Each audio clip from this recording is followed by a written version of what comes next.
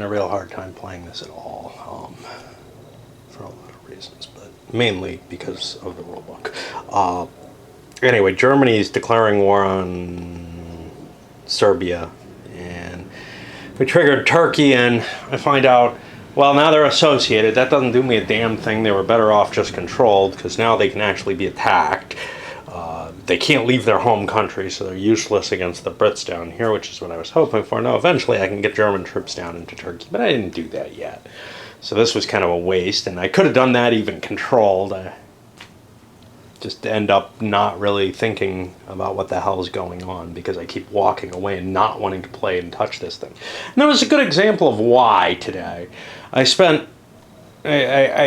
don't know how I came to the conclusion, but that I could trigger reaction diplomatic roles against the Balkan states for no reason. It is based on the subversion action for the Russians, so apparently I cheated there.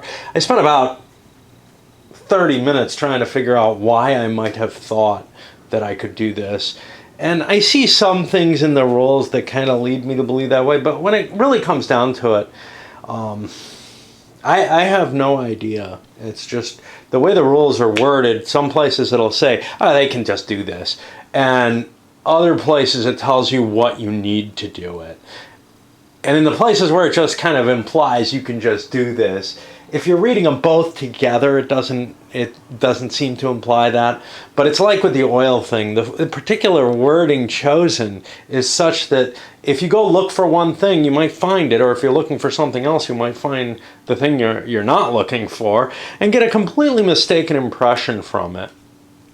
And then, because they've got these sparse little comments throughout, things along the lines of that you can trigger this any turn, whatever. And it kind of makes sense if you think about it, that you should be able to call those minor allies in without a lot of diplomatic pressure. Perhaps, I don't know.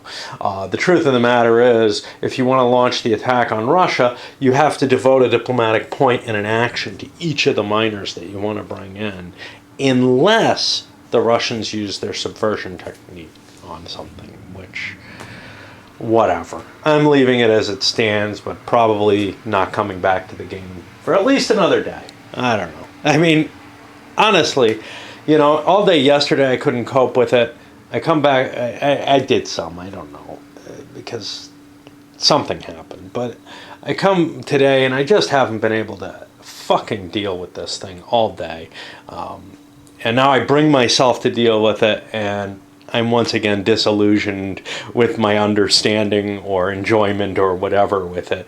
I had been plugging along, with a vague sense of happiness where I could play maybe a turn a day or something, but it's just, it's falling by the wayside here. And, I can't get to anything else till I finish this, so whatever. Example of what I was talking about. I'm doing attrition combat. Well, some things are clear that I can find from the rules, but there's this concept of attrition zones. Each area of contiguous hexes in the same front controlled by the same alliance faction is considered to be a single attrition zone, regardless of the presence of enemies OCs which may interrupt supply to parts of the zone. Okay, well, what does that mean? Does that mean attrition is split between here, here, and then up here where we're going to have something else, which is because it's a different national area? What do they mean by contiguous hexes? I mean, to me, these are all contiguous hexes in the front. It doesn't seem to indicate anything about the occupation of units. So reading it strictly, I would say it's all one zone, which is, I think, how the old Third Reich did it, and it all fits very comfortably. But I can't find anything further on it that's very helpful, and that's what I've been going with.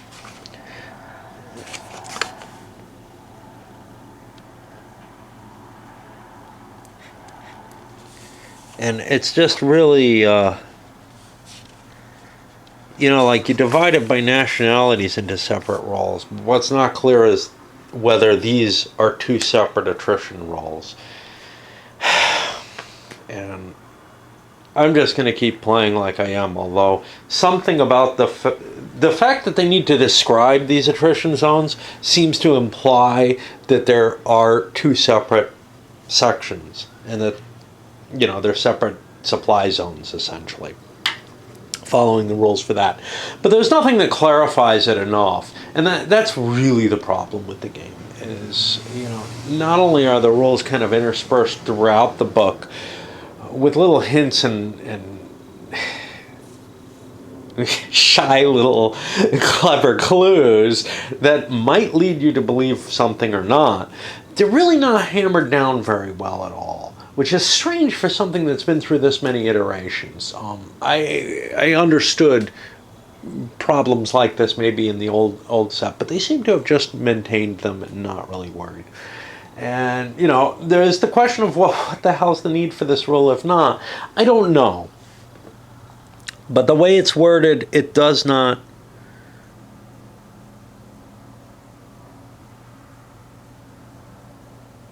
Because, you know, it hints at the supplies and everything, which would make sense that there are zones, and that this is a separate zone from this. But, you know, I just don't know. And I don't care to know. And just to continue my rant here, because this is really pissing me off in so many ways.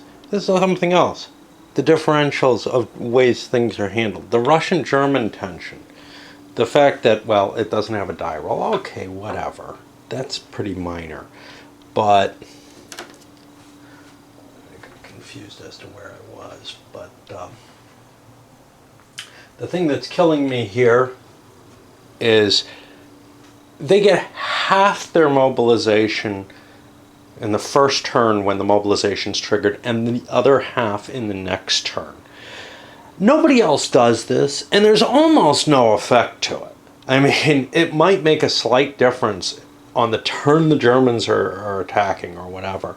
But man, it's just such a bitch to deal with, to remember. Oh, geez, it's different. So I have to remember each turn. And in this case, I had a mobilization coming into play. I don't know if I've caught every previous one. I think I have.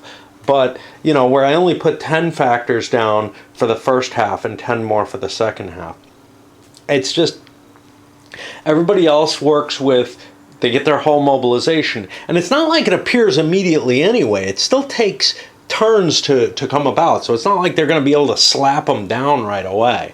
I have no idea why it's different. You know, it's just, it's like some holdover maybe from a point where they got reinforcements back in the original Third Reich or something, you know, based on a pulse turn thing, and they wanted to trickle them in at the same kind of rate. But it just, it so is out of alignment with everything else, you know, with how everybody else is used, that it's an annoyance in that factor, but it's also this additional burden of trying to remember, oh yeah, I had a mobilization last turn. I got to check that always. I've got so many things to check. These are things that aren't in the sequence of play. I can pretty much abstract away most of the sequence of play to try to make the game a little bit easier, but man, it's just... And now I've got to deal with the Japanese with the naval operations, and I don't know what the hell to do here.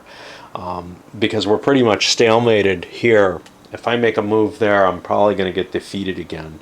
So I'm kind of looking at concentrating more. Take Batavia, maybe Hong Kong. I really ought to grab Guam before the U.S. can get to it. The Japanese didn't have quite enough shipping to take care of everything I wanted anyway. They grabbed Guam and Batavia. No chance on Hong Kong. Basically, it takes up all my destroyers to do, you know, a defended location, a significantly defended couple of factors in it. So that didn't happen. Got good results against the Chinese this time. I think like eight counters, which, you know, they can't keep up with rebuilding that, but it's unlikely that I'll hit those numbers very often. Nothing on the communists. You know, a lot of the problem that I have is I get kind of into the patter of the game, right? And I'm okay. And sure, I may be playing things wrong, but I don't mind it that much. Then when I start having to look things up because I don't remember anymore or misremember how to play the game, I end up very frustrated dealing with the rule book again and again, finding things where maybe I interpreted it incorrectly, or maybe I interpreted it and I can't tell whether or not it's incorrect still.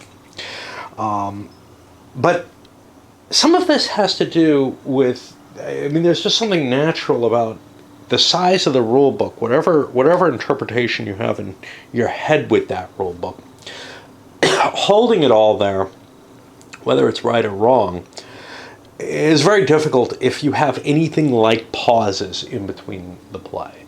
And I can't imagine playing a game like this regularly enough for most of us that it's going to stick in your head very well. In particular, you know, we're talking about, I took a couple of days where I was kind of depressive about facing this, and I still am. I really don't want to. But, you know, I mean, I have a duty thing. It has nothing to do with the videos. I would be pushing through and hating it without this. But,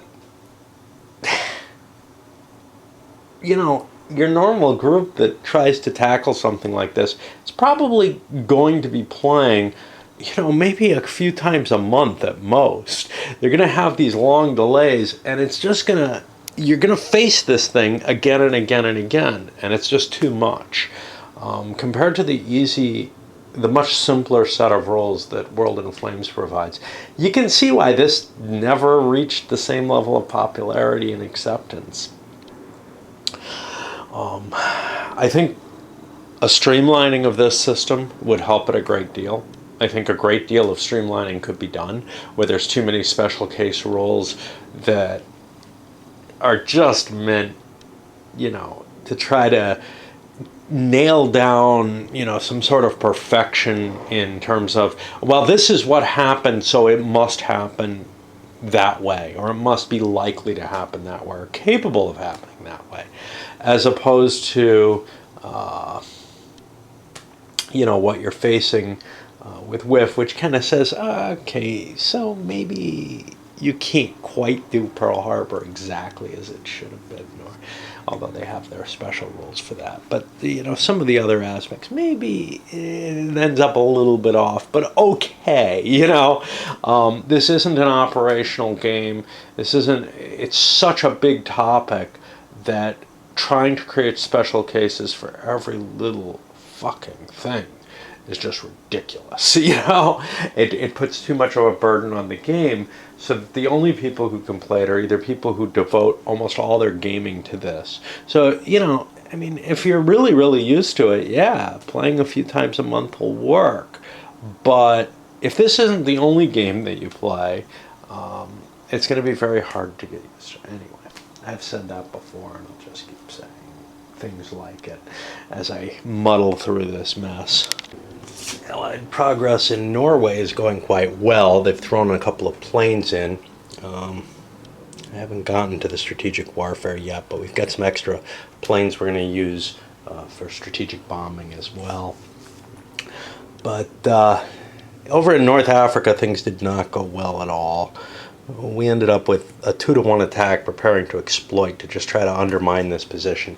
It didn't work, and it means that we had to give up the attrition roll that we maybe kind of needed over here, because things are beginning to look kind of ugly because of the attrition rolls the Germans are able to make, pushing their way forward. Now, those German attrition rolls have included these forces, and I don't know which way to look at that, but one way to look at it is, I can't, and the reason why I tend towards the way that I've been playing it is I can't do attrition here because I spent, you know, a bunch of points on the offensive operations taking place over here. So there is already some sort of connection between these zones, if that's what they are. If instead the zone is just contiguous hexes, I don't know what to say. And that's basically how I've been playing it. I think the old Third Reich just used Plain old, you're in one theater, you do one or the other, you add them up, that's it. And there's some factional differences. For example, if the Soviets and the Western Allies are in the same theater, they roll separately, which is what we've been seeing over here. The contiguous hexes thing means these guys would have their own little... If it affects the zones over here, these guys over here have their own little zone, and this guy has his own... What? You know? It just adds a layer of complexity that I don't know if it really adds much to the game either. So I'm just playing it as I am, and whatever, you know. If somebody notices and knows that it's wrong, let me know. But from the rule book, I can't tell one way or the other, to tell you the truth. And there have been a couple of cases like that. It's the getting away from the board problem, right? I haven't been doing regular Army Air Force units involved in bombing. I know there's a split, and I know it's a third of something goes one way or another. I think it's a third or fighter cover. But I can't remember, so now I have to look that up, because not because I haven't been playing for a while, but because I haven't even been doing that aspect of the play for a while. You know, is it a big thing? Nah, look, you know, if it wasn't a matter that every turn there are going to be several of these lookups of things that you didn't use much before, or things that don't quite gel fully, it wouldn't be that big a hassle. But I just don't feel like I'm ever reaching this. Oh yeah, I feel pretty comfortable about how I'm playing, you know? And granted, it's just one play, but most games by this point, I do feel that. I do feel like, all right, I've come up with a pattern that kind of works. But here, it's just so many things that you have to look up, because it's a game that's made up of special cases. I know it would be a shame to spoil the map. The map is very pretty, and was one of the things I loved about the Advanced Third Reich. The move there was to get this beautiful map instead of the old one. But there's some things that I think could have been put in here, maybe even pretty unobtrusively, like the transport levels required in each area, right on the map. In the same way that BRPs are on the map. I don't think it would have to be very ugly. As it is, this is another thing where I think you have to look in the rule book to find these things. You know, there's only so much you can put on these player aids, but there's a lot of room on the map for additional information without cluttering it much. In this case, I think the requirements in each box would have been a very reasonable thing. Now I have to make a lookup to see how much I owe, you know. Of course, one of the problems is what you owe is different depending on the boxes, I believe. So if not, they certainly have special rules for each box in terms of what the effects are, even if they repeat themselves again and again instead of making a general rule. Again, rule by exception. Hey, since we're so used to this, let's do it even when everything's the same. So that you get used to having to look things up, because that's the only way you can play this game. Absolutely lousy turn for the Axis in Europe. Tried to slip out with these pocket battleships. They got intercepted, which would be fine. They would just get turned back if not for the fact that the Allies had air power, which intervened. That it matters that they're flipped, but they're coming back. But one pocket battleship was lost, and then they turned around. Didn't seem worth expending offensive operations to try to ship troops into Norway. We're giving it up.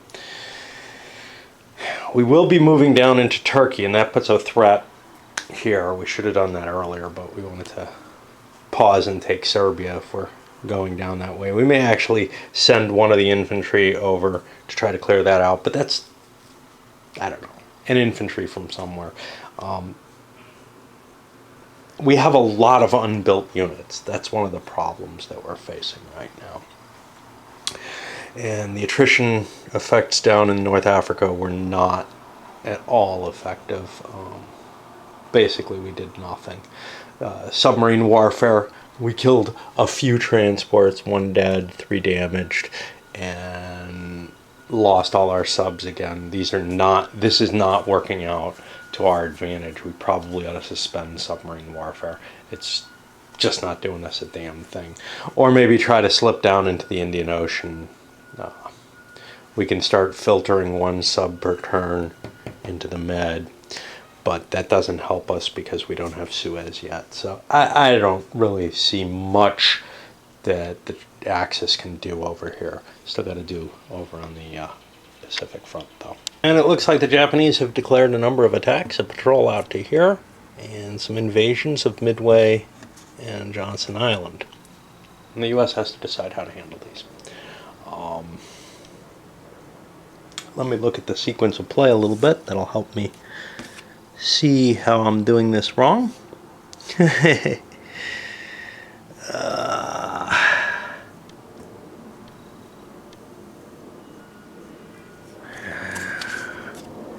Just going to be during movement.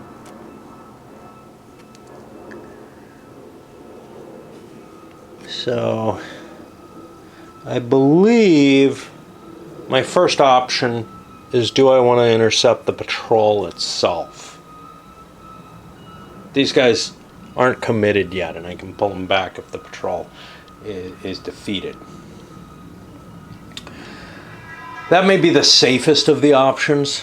Of course, the Japanese can then reallocate the invasions that I'm planning. I want them set up there just so that I know what I'm planning on doing. Based on a potential defeat. So the problem is the Japanese, and I've got to reallocate these carriers. The points aren't set up right for the Japanese force. I have too many carriers in here, too many points of carriers, but we'll do some rebalancing in a moment. The problem for the U.S. is they actually don't have enough carriers. They're down to, I think, 1, 2, 3 carriers in the Pacific, which is less than the Japanese have. So the question then becomes, well, do we want to give up either one of those locations? Because this position, ignore these 2 ships right now, this position threatens both and says, I'm going to have to make a choice, and if I intercept both the landing forces, this guy can go defeat one in detail. If I only intercept one of them, I'm still giving up the island. So I think I have to deal with the interceptor. So these guys, I don't know what to do with them. I'm going to flip them over for now so that I know not to use them. But so we're going to go for that interception, and it looks pretty likely. So the difficulty with that interception, and if we fail, we can make a different one, is that this is just a patrol. I think, well, no, patrol gives you an extra die as well, or extra dice as well, because I'm planning on sticking around there. So I've got some chance of hitting that, and I just think that's the best move. All right, we'll do that. Okay, so the Allies almost got surprise here. They have only 1 success in finding any of their units, and that's just this force. The Japanese have 2 found units, both found with two elements. Had this been a surprise, it could have been very ugly for this carrier group, for example. We have the battleships, they're going to be lining up, and this is just a cruiser force and destroyers, which is intended to give me a little bit more search capability with the carrier force back here. Well, the Japanese did not find anything. U.S. used the automatic strategic bonus, and so they get some tactical advantage there, and then tried to cancel out the regular tactical, which they succeeded with, using some land-based air for search capabilities here, which the Japanese did not choose to counter air. That has to be chosen before we do the search results. So we wanted to keep air cover and total hits up. That one plane, yes, it's an advantage, and it helped towards the surprise. So we resolved the airstrikes, and that poor first fleet is going to get shot up, but that's just old battleship. Well, actually, no, we got a couple new battleships in there, the Alabama and South Dakota as well. So we may be able to chew some decent stuff up. First round sees the U.S. Navy getting chewed up. First of all, the airstrikes on the battleship took out the Alabama. Then these two were taken down in exchange for the Fuso. U.S. airstrikes did nothing against the carrier group that they hit. They basically got shot up on the way in. You can see it's a lot weaker. I don't feel like the U.S. has a chance in this battle anymore. And they're going to withdraw. This is terrible. This means we're prepared for an assault on Pearl. And that's pretty damn bad. That's about the worst result that the U.S. can kind of suffer, is being put in this position, and we don't have much of a fleet to defend us. And I fear that I've been spending too much effort building up transports to defend the Atlantic and ASWs and such not, and haven't been using my shipping capability to build up the U.S. Navy for the Pacific. And it looks pretty ugly. We'll see. Midway's not a guarantee. There's a lot of force there, so that's going to be tough to hit. But we have the naval air to give support to that, and we can actually send some battleships out of the patrol hex or whatever to support the invasion itself. So we should get a decent amount of strength going in there. It's just, we got to get a pretty good result. We're not going to get great odds there. There's 9 strength points there. We're invading with only 5. Which means 15 for the battleships brings us to 24, and I don't know what we can scrape together from the air support. But remember, those are only a third the value of Army air factors for this. So, but the U.S. failed in this battle. There's no question. Right, everywhere else, the attrition was not terribly good. We got like 5 counters on the nationalists. They can rebuild that. So whatever the big effect last time, well, now it's kind of limited. Limited effects against both the Brits and the communists. Redeployed, got myself some air power up here. We'll probably be building some fortifications up in those up in those islands. That too important otherwise. The U.S. really can't do anything while they're locked out of these, so they can't even expand this way as far as I can tell, which seems a little strange. But if you look at the WIF map, they've got a route. Well, so yeah, we've got Tahiti to Pago Pago. We may be able to make an attack in this direction, but Hawaii's too important. We have to hold that in place. I think I'm going to actually pay attention and make sure that the U.S. doesn't draw supply into Devon. I haven't been really trying to intercept that supply. It doesn't take much. One destroyer will do it. So there's no real reason to not isolate those units. And then beyond that, I've got to figure out, how to do my builds and deploy them. One thing I wanted to point out, I made this little cheat sheet here. This is containing a lot of the technological stuff that I always am having to look up. If I have to look up the air nationality DRM, I have to check a couple of pages in this book to see, hey, do I have any bonuses in addition to looking in here? Here I've got one consolidated place to keep it. I find that kind of helpful. I was going to make a little sticky for this. Honestly, now that I've paid some attention to it, I kind of know Japanese need 20, the US needs 10. If things start getting ugly there, though, and the numbers start going way down, I may have to worry a little bit more.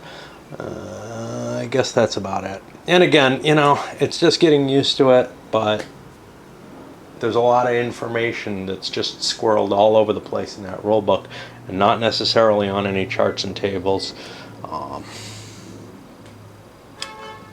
Would be helpful to have some hints on the map in some cases. Remember that discussion I had involving the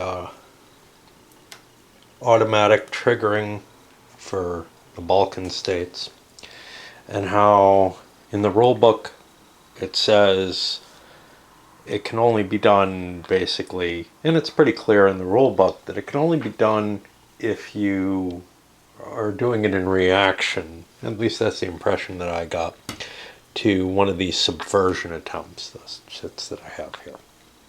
Well, here, this is where I got it from. The Axis may select one or more of Bulgaria, Hungary, Romania, or Yugoslavia, even if no DPs were assigned, even if the Axis make diplomatic die rolls, and even if the Western Allies or Russia previously selected them before Russia is at war with Germany. Nothing to do with the subversion attempts. And I don't know which one applies, maybe they both apply. Maybe I can do this for free whenever I like, in which case I did things correctly and I'll be triggering some more.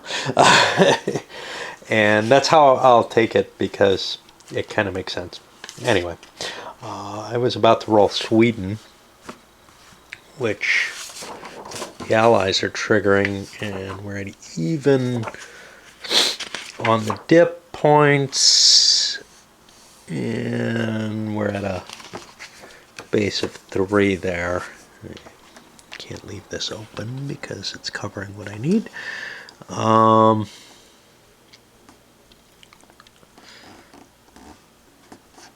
And I see nothing that affects it except the Allies control Oslo, which gives it a -1. And that sounds like it. So I have a slight advantage here, but it ends up a 4. Nothing comes of it. I haven't figured out what I'm doing with the Russians. It's probably going to be a subversion. See, I've got a point in Hungary that I don't want to trigger, but the subversion of Finland I probably want to do. I'm not sure. My points are far enough advanced. I have to. The Russian-German tensions are at 33. Forgot to add some. 34, 35. Sounds like 36 to me, unless there's something else in play. And I don't think there is. Okay, and over here, the Western Allies have broken through. These guys aren't really isolated and won't be. If I can trace supply, they're in full supply. There's a port here.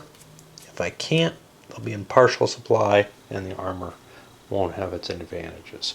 I was able to overrun a French infantry without much problem, but the rest of the forces were too big for me to take on with what I had. I could have brought all 20 points of armor to bear, but this guy can't come in because he's not exploiting. And I could have done a paradrop, brought it to 21, but I'd still be facing 12. I'd be 3 strength points short. I needed all my air power to neutralize the Axis air and then to punch through for the breakthrough here. Up here, I screwed up. Oslo is actually not in Allied hands. They wouldn't have rolled until they got it, but they've gotten it now. I'm not sure this bridgehead is valid anymore, because we have another source of supply. The port is a source of supply anyway. I'm a little iffy on the bridgehead rules because they allow overstacking as well. So it's like, well, should I really lose that? I don't know. But it's of little importance anyway, so it can be disposed of. I do have a worry, though, as the Allies are breaking through here. And by the way, damn, I don't know what was up with the table. There wasn't really anything sticky here, but it's still part of the finish off of here. I mean, there must have been something there, but I don't know. The cheap modern paper that gets destroyed very easily. Oh well, the map is made out of it too. If you kind of sweat on the map or something and put your elbow on it, it'll be damaged the same way. A lot of modern printing work is done on iffier paper. It's not like other paper wasn't damageable, but anyway. So yeah, we have this interesting race developing where the U.S. forces from the Torch Landing are going to be trying to get to Egypt quickly enough, and the Brits are going to be trying to hold off this big German force that's been sent into the Near East to try to destroy them.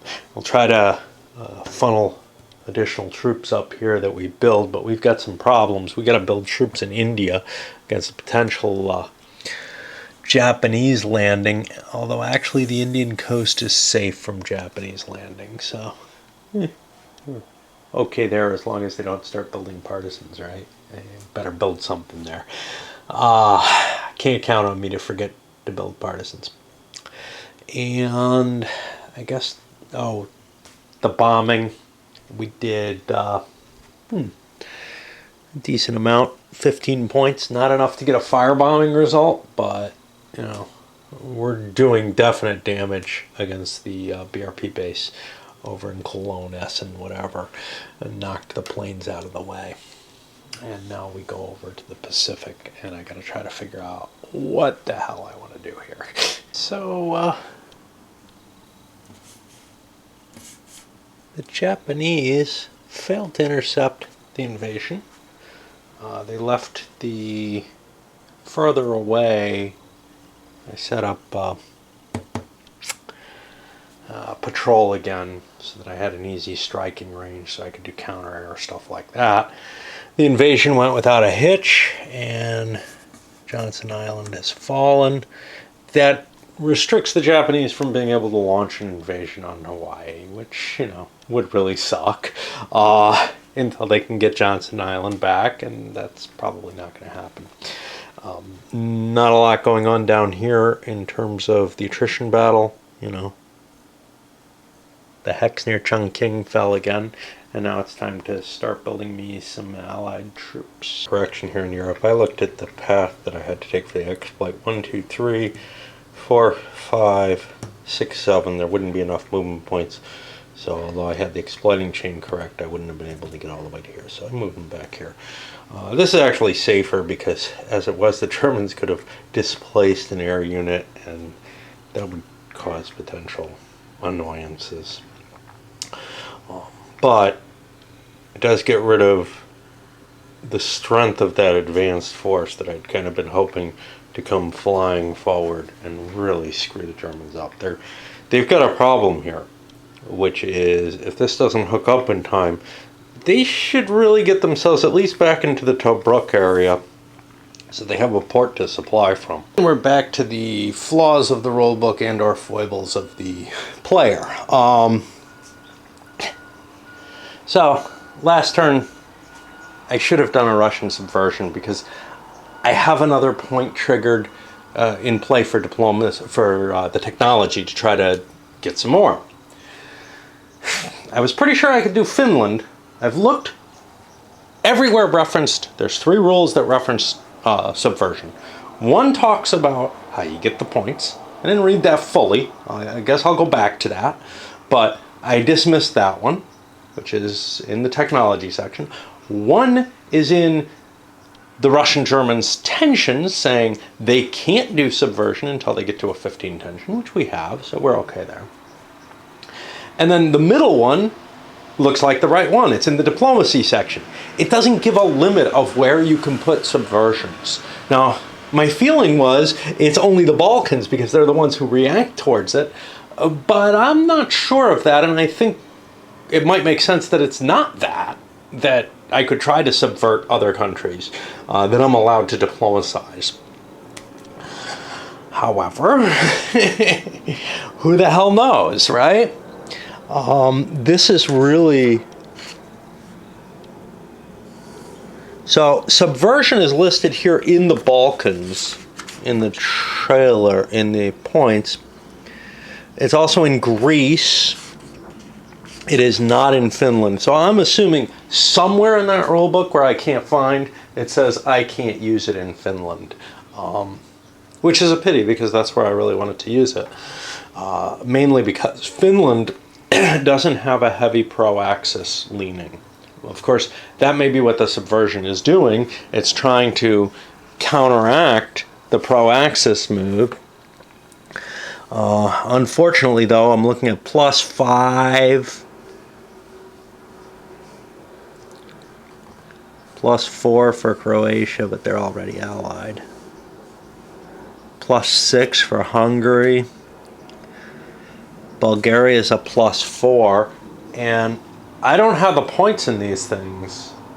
So I think my subversion points are just basically wasted. I could take a shot at Romania, but I'm still not likely to do any good for it. We'll do that. But then when we do that, we give, or if we do that, we give a big bonus, or a somewhat smaller bonus, to the other Balkan countries towards it. So I think I just wasted those points, which is fine. I'll just put it out of my mind. But, you know, this is why it's hard to find things. When you do look them up to find them in the rules, sometimes the rule isn't there, you know? Whereas the rule in here seems to indicate, as I said before, that you can, the Axis can just fire these suckers off once a year no matter what. In addition, that they can kind of fire off the subversion reactions, which the rules doesn't imply. There's sort of this, it wasn't really nailed down well enough, which, you know, I wouldn't mind if they didn't produce a 200-page rule book.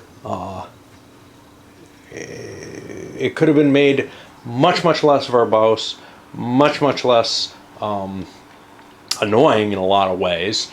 And then these places where I'm not figuring out how things correspond, well, I write it off the way I do with EU, because that's a readable rule book. Actually, a blank turn for the Axis. These guys are isolated because of zones of control. Can't trace anymore. Kind of screwed.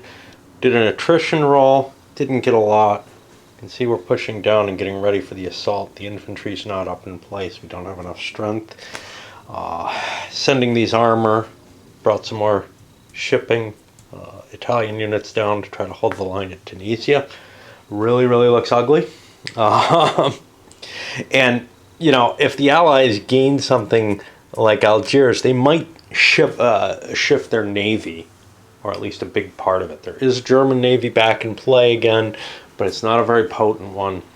So I could probably commit more of my force to the Mediterranean. The problem with that is I'm kind of using these navies to pull troops in from the Atlantic there.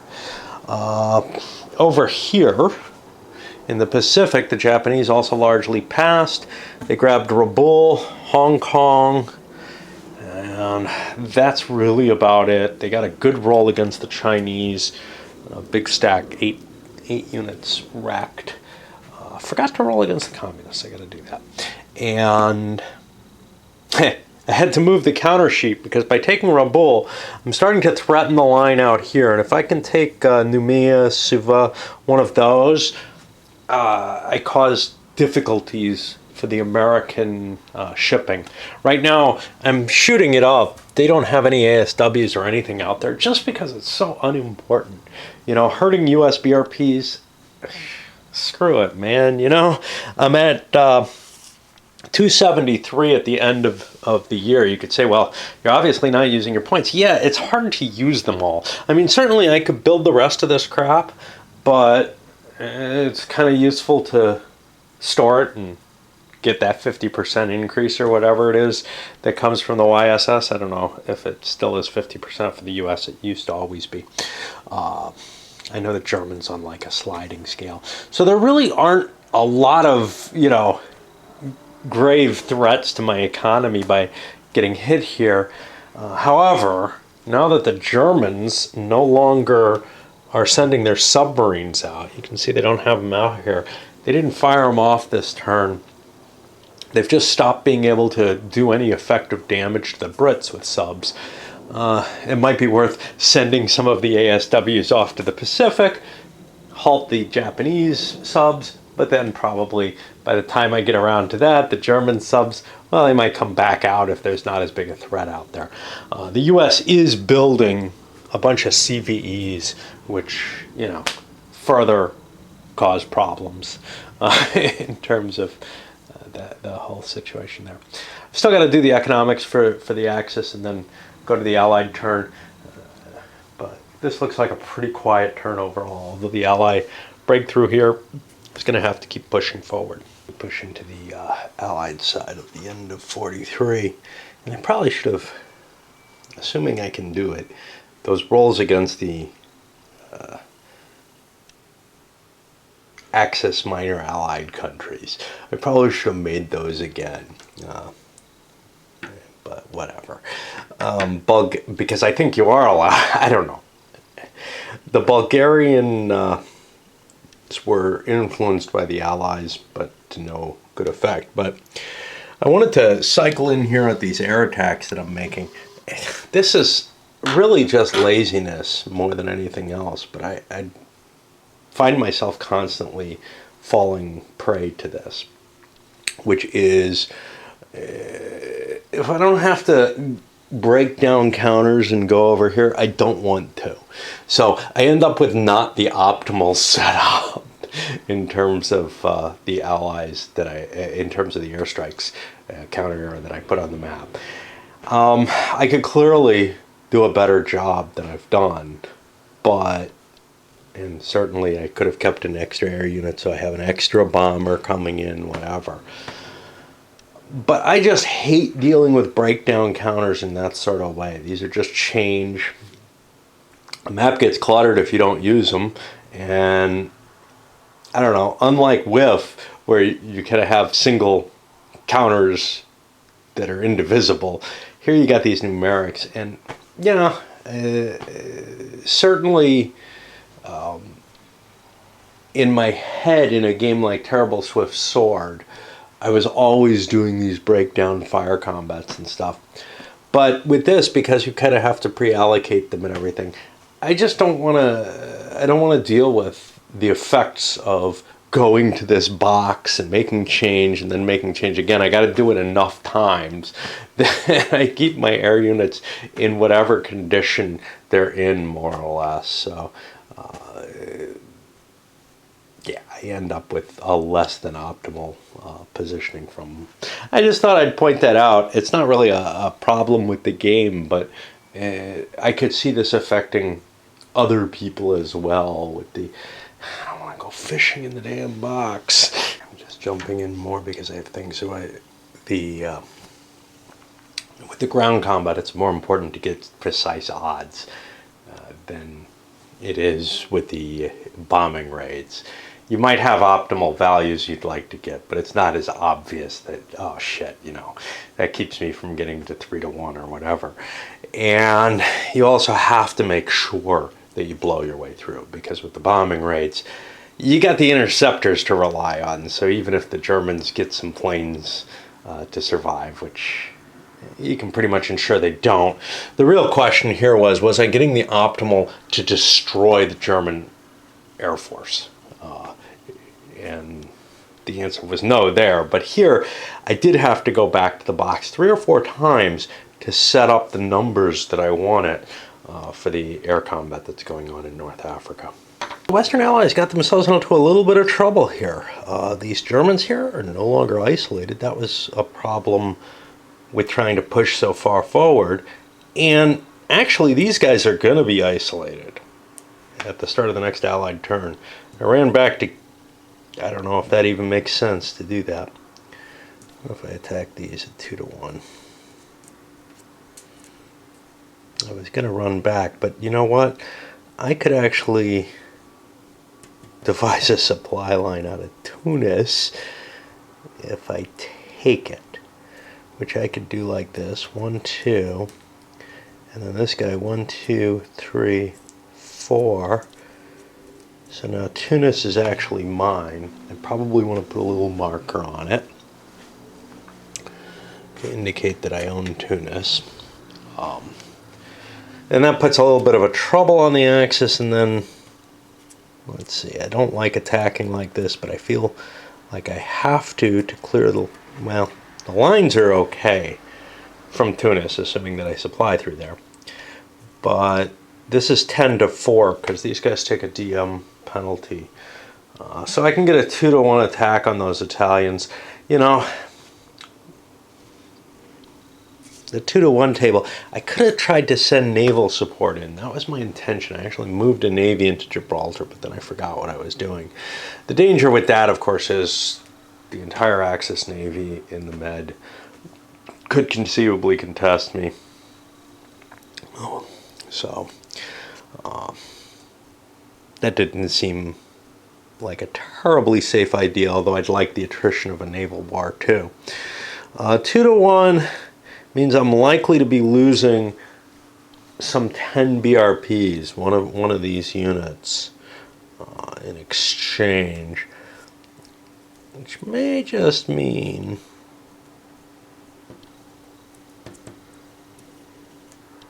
well, Tunis is safe. I'm just thinking, you know, do I need to garrison Tunis to keep this supply line here open? The only risk, of course, is if the Axis were to try to move to,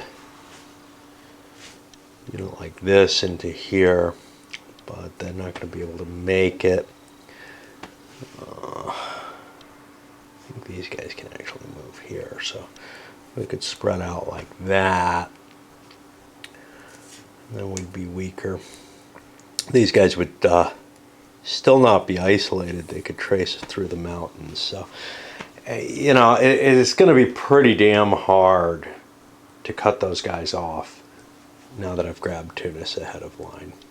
This is the kind of problem that the U.S. historically kind of got themselves into, right? I mean, you know, they had forces overreached, and with the whole Kaiserine Pass disasters. But I think that I'm okay with what I'm facing right now. Not positive. Over to the Pacific. Without sufficient naval power, the U.S. is having real trouble with the idea of projecting its way to Midway. Our build rate is getting us up there. I think we've got enough forces next turn. Kind of cut back a little bit on expenditures. Bought a lot of destroyers. That's been a weakness of ours. Over in the Pacific, we need more destroyers. We need to be able to do more than one landing. Dropped some forces into Fiji and out here. Basically, NRs, naval transports, it's naval I don't know what it is. It's something. You know, all these stupid acronyms. The naval SR equivalent, which has been, the SR rules have been changed completely from what they used to be. Allows you to push as far as you like, as long as you can hit supply zones. Now I think you can hit here automatically. I've got supplies running through here, so grabbing these seemed important as the Japanese are pushing in that direction. We don't want to let them, you know, cut us off in both directions. Midway's a hard enough thing to deal with. Brits made some ground over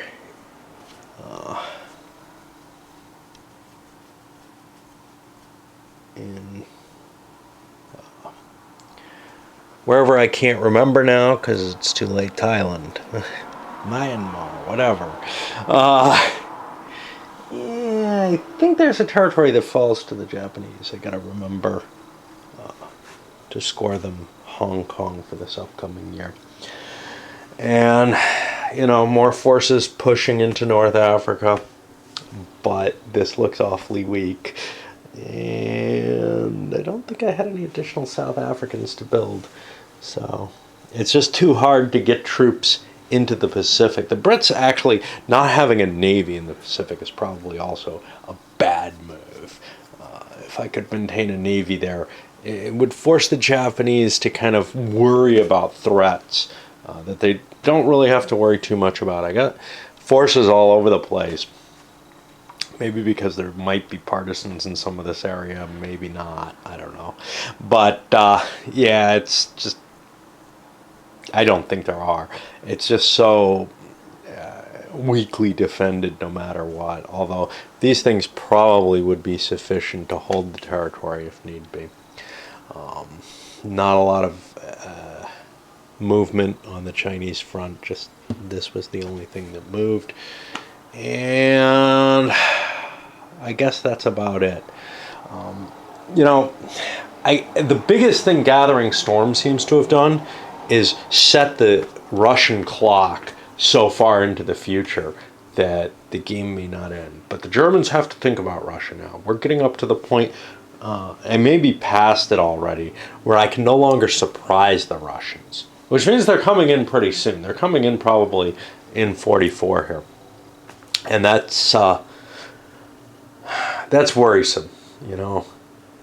Once they come in, I got to get some of these forces on the board. Now, I don't want to build them yet because it's, you know,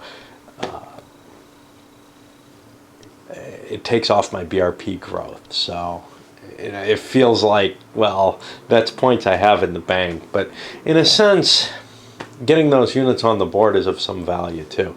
Anyhow, the big question is, do I even want to go against Russia on my own, or do I want to give them that year's delay? Because if I go against them with surprise, I probably can gain some ground against them, but that's a much tougher Russia than I would be otherwise facing. If I wait for them to attack me, I don't get surprised. It's not like WIF where every attack's a surprise attack. But they don't get surprised. I don't get to shove them back at all. So the real question is, will I be able to shove them back far enough and hard enough that the ground that, and do enough damage to them, that the ground that they have to recoup costs them a year? Because it's going to take just about a year before they come into the war. Or do I want to just keep concentrating down here in North Africa, which might actually work pretty well if I can break the Egyptians here. You know, there's a significant force. I can kind of hold off the Americans for a while, I think. I don't know. But we restored supply. At least there's that. All right, let's send this one up. I have a lot of paperwork to do. Your start sequence crap. So that's probably what I'll be spending the rest of this morning on.